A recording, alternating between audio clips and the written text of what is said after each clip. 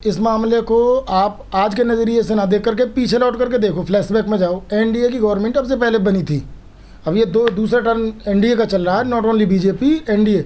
और एनडीए में क्या, वाजपेयी जी की गवर्नमेंट के दौरान भी राष्ट्रपति पद की बात आई थी और मान्यवर साहब काशीराम जी को ये ऑफर आया था, तो उन्होंने कहा था कि मैं बड़े घर में बैठने के लिए पैदा नहीं हुआ, मुझे इस देश का हुक्मरान बनना है, मतलब कि पीएम बनना है।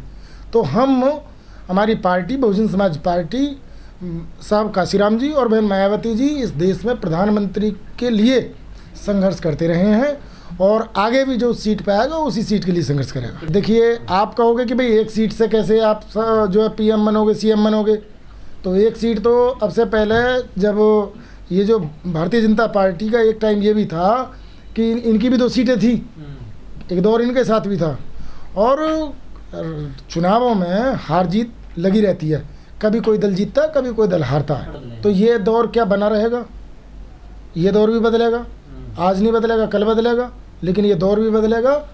और जो दौर अब से पहले था वो नहीं रहा, तो ये दौर भी नहीं रहने वाला। भारतीय जनता पार्टी से पहले 1885 में कांग्रेस फ्रेम हुई और लंबे समय तक कांग्रेस ने देश पर राज किया और कांग्रेस भी सत्ता से कई बार आई, कई बार गई। बीच में सन 77 और उसके आसपास में ये माना जा रहा था कि कांग्रेस का एकदम से फॉल डाउन हो गया है और अब वो लौट के आने वाली नहीं है, लेकिन उसने कमबैक किया। कांग्रेस से ज़्यादा पावरफुल नहीं, आप सुन लो इस बात को कि उन्होंने कमबैक किया। और जहाँ तक बात है बहुजन समाज पार्टी का, तो बहुजन समाज पार्टी देश की 5वीं राष्ट्रीय पार्टी है, अभी भी राष्ट्रीय पार्टी है। और ये दर्जा हम जो इस पर संकट है उसको हम स्वीकार करते हैं।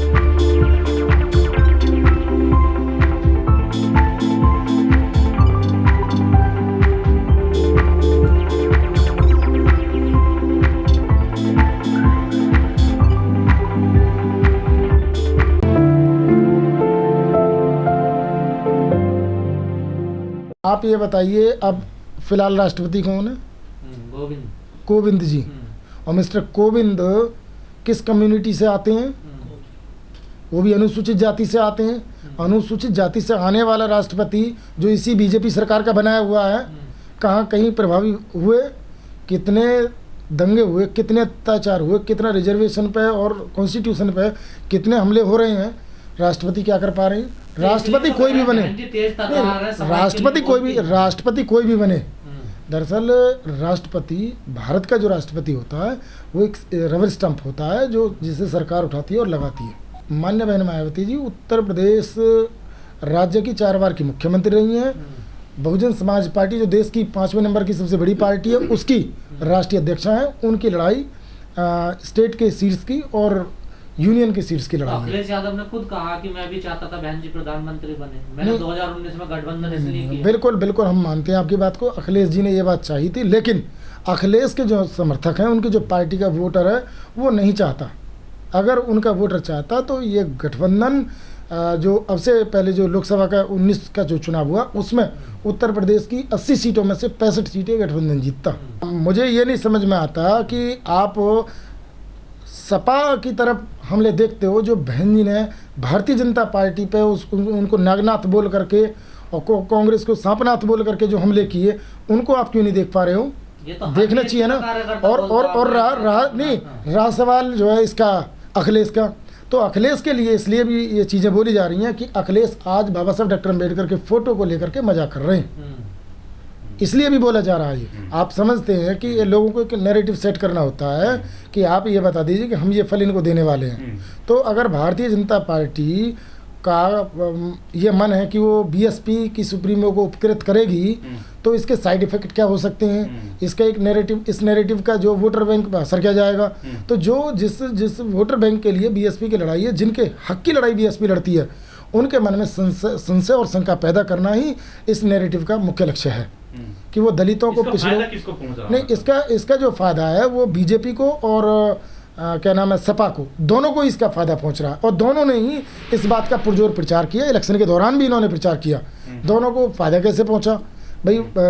समाजवादी जब भी इस बात का प्रचार करती है तो वो जो माइनॉरिटी का वोटर है उसको ये मैसेज देने की कोशिश करती है कि देखो हम कह रहे थे ना कि वो मायावती पहुंच जाएगी वहीं बीजेपी के पाले में, तो इससे वो वोटर भ्रमित हो जाता है। दूसरी तरफ इसका बीजेपी फ़ायदा उठाती है। बीजेपी इसलिए वो उसको जो है वो उसके लोग जो दलितों को बहकाने में कामयाब हो जाते हैं। देखो हम तुम्हारी बहन जी को राष्ट्रपति बनाने जा रहे हैं। जो लोग राजनीति के बारे में ज़्यादा समझ नहीं रखते, परिपक्व नहीं है, उनको बहकाना बीजेपी के लिए भी ये एक आसान काम हो जाता है। ये नैरेटिव काफ़ी हद तक लोगों के दिमागों में गढ़ दिया गया, बिठा दिया गया है। और आप कह रहे हो चुनाव नहीं है, भाई चुनाव कहाँ नहीं है, कब नहीं है? इंडिया तो चुनावों का देश है। यहाँ हर वर्ष किसी न किसी राज्य में चुनाव होते हैं, कहीं ना कहीं काउंसलर के चुनाव हो रहे होते हैं, कहीं यूनियन के चुनाव हो रहे होते हैं। तो चुनाव तो लगातार लगे रहते हैं। एमएलसी का चुनाव हो, एमएलए का चुनाव हो, एमपी का चुनाव हो या लोकल गवर्नमेंट के चुनाव हो, तो वो लोकल बोर्ड के चुनाव लगे रहते हैं। आपको नहीं लगता बसपा सुप्रीमो ने देरी कर दी सफाई देने में?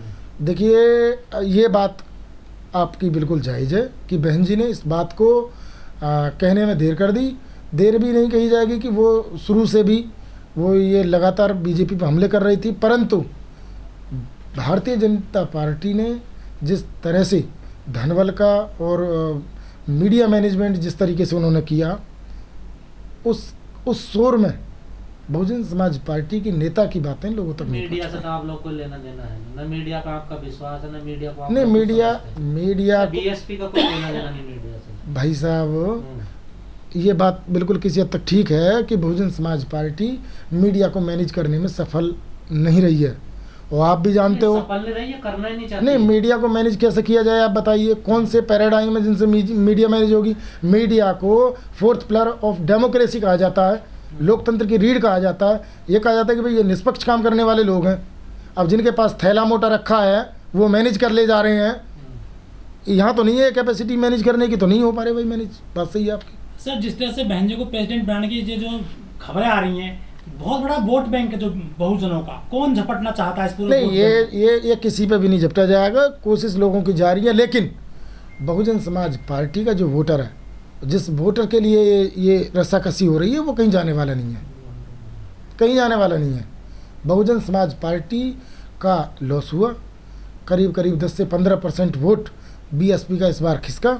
इस पर मूल्यांकन इसका किया जा रहा है, समीक्षा इसकी की जा रही है कि कौन कौन से ऐसे कारण रहे, और निश्चित ही इसमें ये एक प्रभावी कारणों में से एक रहा है कि ये बताया गया कि किस तरीके से जो है बहन जी को राष्ट्रपति बनाया जाएगा, और उसका नुकसान हुआ। नहीं, मुस्लिमों के जो नेता नाराज़ नज़र आ रहे हैं, मुस्लिम नेताओं के आज आप बयान सुन लो, मुस्लिम बुद्धिजीवियों के आप लेख पढ़ लो। आज उन्हें एहसास हो गया कि जिस यूनिटी के साथ में उत्तर प्रदेश का जो मुस्लिम जो वोटर है समाजवादी पार्टी के साथ में खड़ा रहा, अब से पहले शायद ही उसने कभी समाजवादी को इतना वोट दिया हो। और वो कह भी रहे हैं कि भाई हमने इस बार एक राय होकर के समाजवादी को वोट दिया, परंतु परिणाम इसके उलट रहा। अगर हमने यही वोट बहुजन समाज पार्टी के पक्ष में दिया होता तो आज बहुजन समाज पार्टी सत्ता में होती। और दूसरी बात ये, चलो भाई आप सत्ता में नहीं आए, समाजवादी को वोट दिया, वो सत्ता में नहीं आई, उनके 125-150 विधायक आए। आज जब बुलडोज़र चल रहे हैं, उन पर हमले हो रहे हैं, उनके पेट्रोल पंप उखाड़ दिए जा रहे हैं, और उनके जो भी छोटे मोटे कारोबार धंधे हैं उन पर जब हमले हो रहे हैं, उनके नेताओं पर हमले हो रहे हैं, तो वो दल जिसके लिए उन्होंने यूनिटी के साथ में वोट दिया, उनके साथ खड़ा नज़र नहीं आ रहा। उनकी अपनी राय है, और वो जिसको आदमी वोट देता है उससे सवाल भी करना जानता है।